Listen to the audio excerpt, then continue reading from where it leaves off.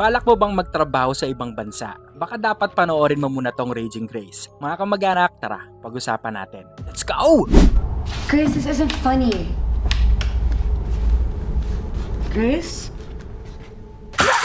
Diyos ko! May isang naging illegal worker na Pinay sa UK. Siya si Joy at kailangan niya ng malaking pera para maging legal ulit yung pagstay niya dito. Tatanggapin niya ang isang too good to be true na trabaho bilang isang caretaker ng isang matandang nakatira sa isang napakalaking mansyon. Kaso meron pa siyang isang problema. May kargada siya. Ito yung batang anak niyang si Grace na kailangan niyang palihim na isama dito sa mansyon. Unpredictable. Yan agad yung nasabi ko dito sa story ng movie na to. Ang daming twists and turns pero hindi ka maliligaw. Instead, mas maliliwanagan ka pa sa takbo ng storya. Meron ding unting dark comedy na talagang magigets ng mga Pinoy. Interesting din sa akin na yung mga practices natin, yung culture natin were showcased as dark, thrilling, but with careful execution. Max Eigenman portrayed the role so great, yung mga mata niya nangungusap talaga. Every line sa sinasabi niya, mararamdaman mo talaga yung isang OFW na gagawin ang lahat para lang mabuhay sa ibang bansa. And also, Jayden Page Boadilla as Grace, grabe tong batang to, mahusay. Pero ayun na nga, iinit talaga yung ulo nyo sa karakter niya. Gustong gusto ko yung technicalities ng film na to, from cinematography to scoring. May times na super creepy niya talaga. Parang may pagka-parasite vibes siya. Yung mga framing, uneasy yung feeling, talagang nakakadagdag ng bigat sa mga eksena. And the jump scares, grabe, effective. Baka ito talaga yung dahilan kung bakit Raging Grace yung title nito, kasi grabe talaga si Grace. Ewan ko ba kung anong trip nung batang yun. Anyway mga kamag-anak, this is not your typical horror movie. Mas lamang yung mystery and yung mga underlying meaning ng mga elements na pinakita dito sa movie na to. So kung papanoorin mo talaga ng tutok, seryoso, marami kang makikita mga easter eggs, mga symbolisms sa may mga deeper meaning. And I love the last line sa movie na to, yung last scene. Grabe, it's like getting your power back. Mabuhay ang mga OFW. Yes mga kamag-anak, Raging Grace is a quality movie na hindi nyo dapat palampasin na mapanood sa mga sinehan.